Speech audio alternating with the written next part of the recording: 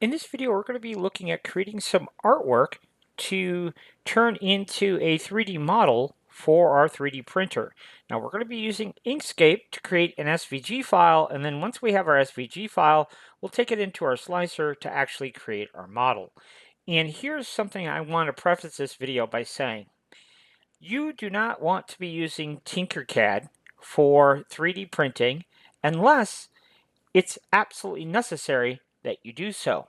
And I say this knowing that that kind of goes against conventional wisdom because almost everyone says, well, how do I create this 3D model? Well, you would use Tinkercad. But in reality, what we might do in Tinkercad, we could do much quicker here in Inkscape, in my opinion. So I really encourage you not to use Tinkercad unless you're doing something that's absolutely necessary that you use Tinkercad for. Now, for this example, we're going to show you how to create this artwork for this 3D model very, very quickly and easily. So we definitely don't need to be using Tinkercad for this. So with that said, let's go ahead and get started. Let's go ahead and look at the issue, or the question, I should say. So this individual wanted to be able to create this little sign here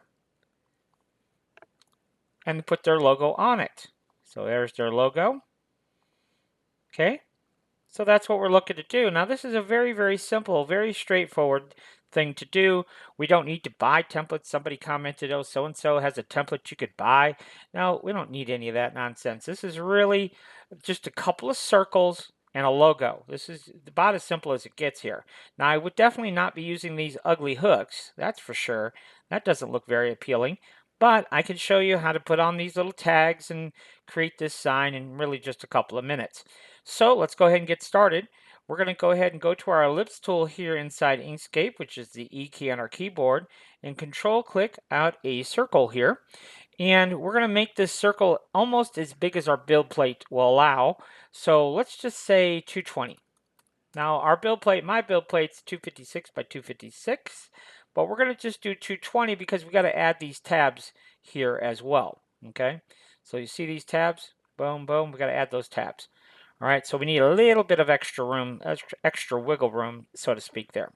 So now let's go ahead and we're going to make this little red circle here. So what we're going to do is we're going to duplicate this, hit Control D on our keyboard. Let's give it a different color here. It doesn't matter what color, just some other color.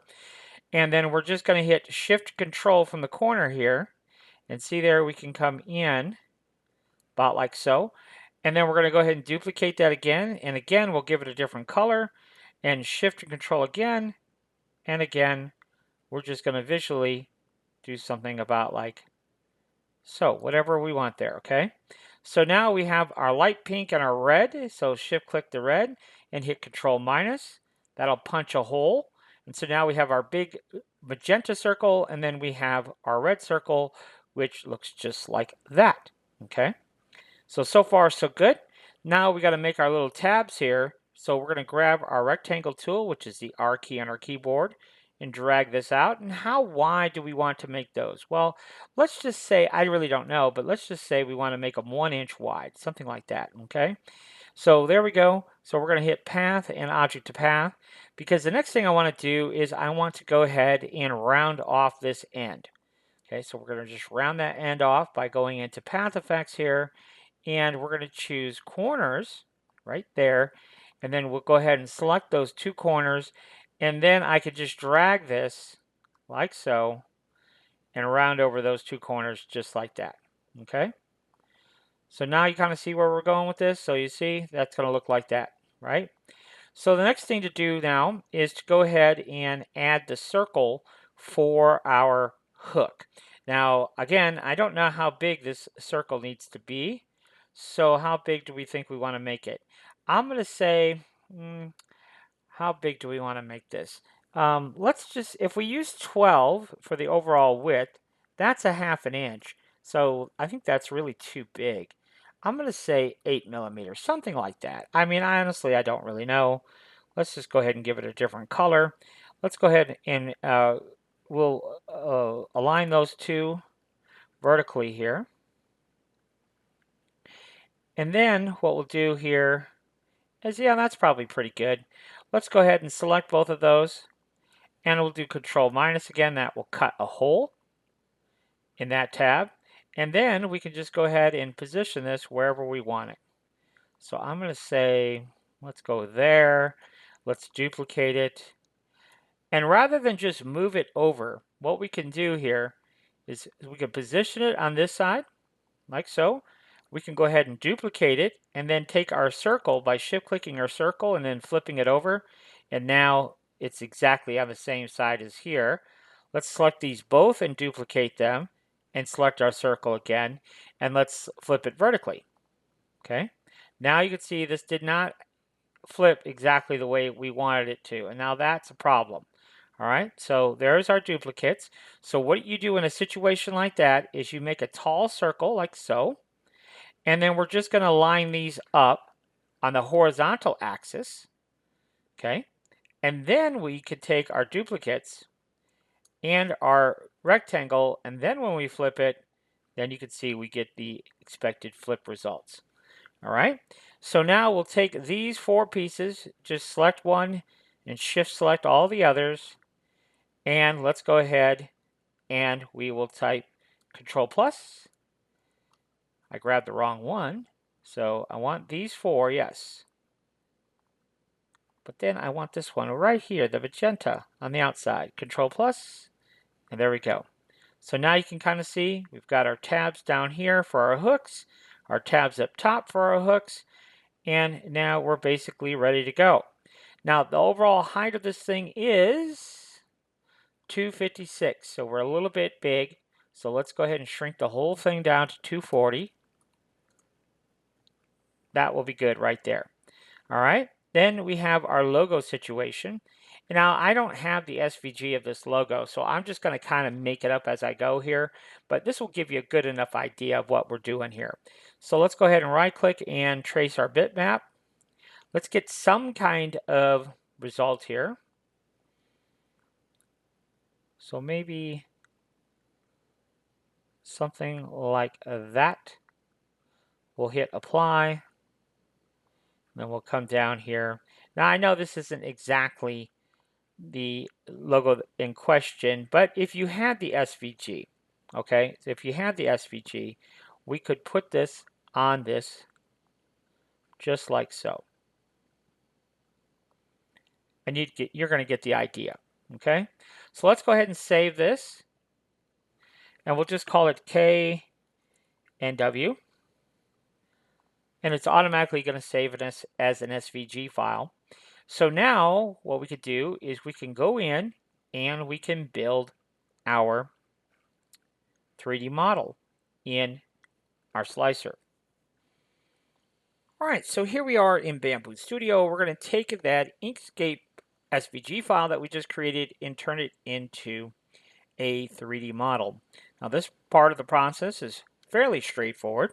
Let's go ahead and hit Control I and open up our K and W sign here. Let's go ahead and right click and center it to our build plate. Now we just have three components here. So over on our Objects tab, we have our backplate. And then we have our, we'll call it ring border. And then lastly, of course, we have our logo. Okay, so for the logo, let's go ahead and make it 2 mil thick. We're going to turn off uniform scale. And for this purpose, let's go ahead and just make it white. Our ring border, we're going to go ahead and make it red, and we're going to make it 2 mil thick. And then for our back plate, I am going to go with 8 mil thick. And we'll explain some things as we go along here. So for our ring border, it needs to be sitting on top of my 8 mil back plate. And so that should be at, our ring border is 2, half of 2 is 1, plus 8, that makes it 9. Okay, and then likely our logo, same kind of deal. It is going to be 2 mil thick, but its Z position needs to be 9 as well. And so there you go. You see how simple and easy that is, and there is your sign. Now, there are a couple of issues here, a couple of things that we could discuss. Right now, this is not flush, okay? This is not flush. And if we wanted to make it a two-sided sign, we could. One side could be flush, one side could be raised. Both sides could be raised if we simply made two of these and either bolted them together using these holes, or we could make some other holes and bolt the two together, or we could glue the two together. However you want to do that, you could do it. Also, we could just use one hook and have one facing out and then the other facing the other direction, but only having one hook. We don't actually have to attach the two halves together. If I was making two of these, I might not make this one 8 mil thick. I might only make it 4 mil thick and then 4 mil thick. So together it would be 8 mil thick. So there's a variety of options there for you to consider.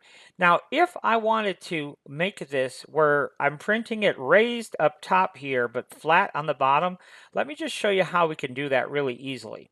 So let's go ahead and take our ring border and our logo and duplicate those. So Control C, Control V. Now we have a copy of those.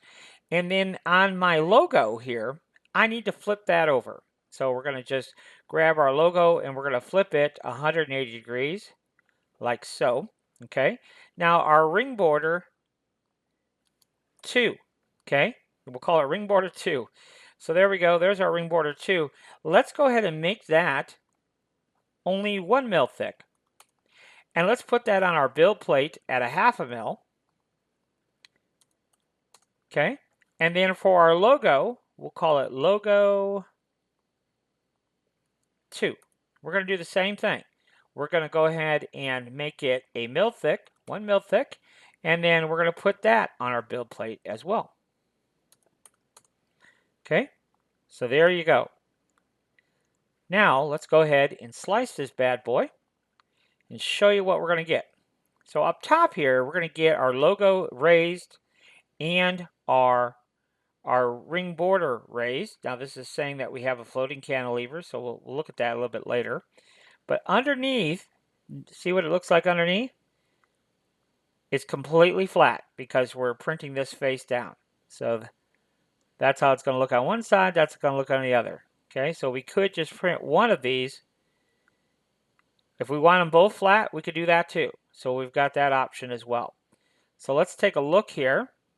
And let's take a look and see. I think I know what the problem is our back plate. Let's look at that.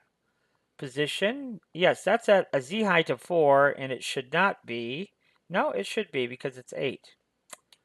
Well, I'm not sure why it's telling us we have a floating cantilever, because I don't believe we actually do. Let's look at our ring border here. That's at 9, so that's correct, and that's at 9, so that's correct. So I think it's full of baloney. So I don't think we actually do have a floating cantilever that we need to concern ourselves with. Okay, so that's how we could do it if we wanted it flat. Now, if you want the top flat, we can make that too. So if we did want the top flat, we could just set our ring border to 1 mil thick. That's what I would do. Our logo, we could do 1 mil thick. So there is our logo. And then we would just change our Z height. So on the ring border, the Z height would have to be 7.5 to be flush. And then likewise, our logo would also have to be at 7.5 as well. Now, on our sign, you see it looks a little bit funny because we have multiple meshes in the same area, but when we slice it, you'll see that everything will be flush on top and flush on the bottom.